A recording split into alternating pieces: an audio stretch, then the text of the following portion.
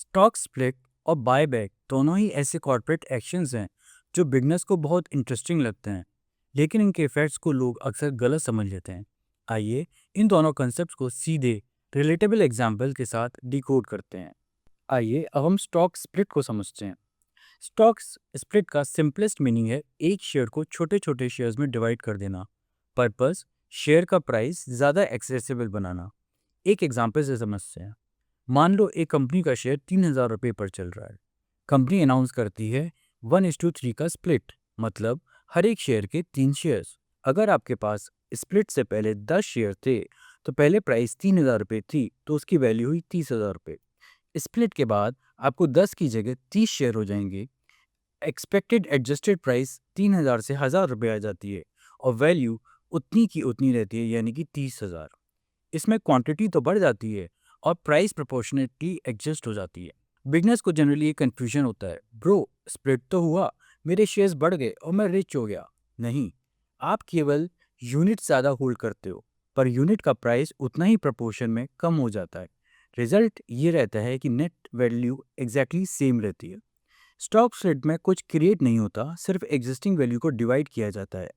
ये एग्जैक्टली वैसा ही है जैसे कि एक 2,000 के नोट को हम 100 रुपए के 20 नोट में कन्वर्ट कर दें। पैसा सेम ही रहता है। स्प्लिट का फिर पर्पस क्या होता है? प्राइस को रिटेल फ्रेंडली बनाना, लिक्विडिटी इंक्रीज करना, ट्रेडिंग वॉल्यूम इंप्रूव करना और स्टॉक को एक साइकोलॉजिकल बैरियर से फ्री करना। जैसे कि 10,000 रुपये के शेयर को कम लोग खरीदना पसंद करेंगे, जबकि 1,000 रुपये के शेयर को हर कोई खरीदना चाहेगा। आइए अब बायबैक की बात करते हैं। बायबैक बिल्कुल अपोजिट कॉन्सेप्ट है। स्प्लिट में शेयर्स बढ़ते हैं तो बायबैक में शेयर्स कम हो जाते हैं। बायबैक का कोर आइडिया ये है कि कंपनी को लगता है कि उसके शेयर अंडरवैल्यूड हैं या पैसा एक्सेस में पड़ा हुआ है, तो वो अपने मार्केट से अपने शेयर्स खरीद लेती है।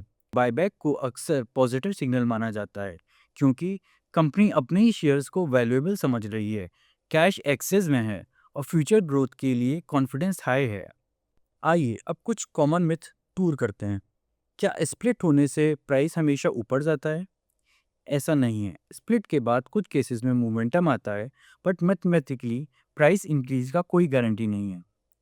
बाय बैक में कंपनी हमसे शेयर्स लेती है, हमेशा नहीं। कभी कंपनी टेंडर ऑफर होता है प्रीमियम पर, या कभी ओपन मार्केट में भी बाय बैक करती है जो मार्केट प्राइस पर होता है। बाय बैक कंपनी के पास पैसे खत्म होने का साइन है। अपोजिट, बाय बैक तभी होता है जब कंपनी फाइनेंशियली स्ट्रांग हो और कैश रिजर्व्स अच्छे हों। स्प्लिट और बोनस सेम होते हैं? बिल्कुल नहीं। बोनस रिजर्व्स कन्वर्ट करके न्यू शेयर्स क्रिएट करना है। स्प्लिट एक शेयर को तोड़कर मल्टीपल शेयर्स बनाना है, ना कि रिजर्व्स को किसी प्रकार से छेड़ना। स्प्लिट के बाद मैं रिच हो जाऊंगा। अगर स्प्लिट से कोई अमीर होता है तो अदानी, टाटा, एप्पल सारी कंपनीज हर महीने स्प्लिट करती।